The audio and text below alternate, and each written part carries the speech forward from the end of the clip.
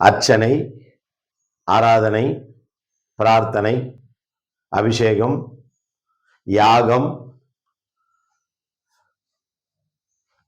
பாராயணம், இது போன்ற அனைத்து நிகழ்வுகளும் சிவபூஜை போன்றவைகளும் தினந்தோறும் நடைபெறுகிறது.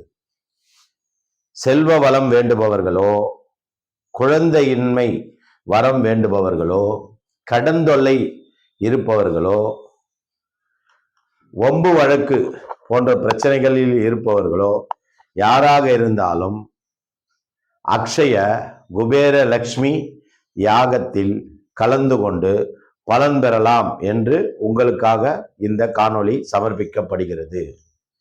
இன்னும் சற்று நேரத்தில் 11:40 முதல் 12:50 வரை அபிஜித் முகூர்த்த வேளையில் இந்த குபேர லட்சுமி யாகம்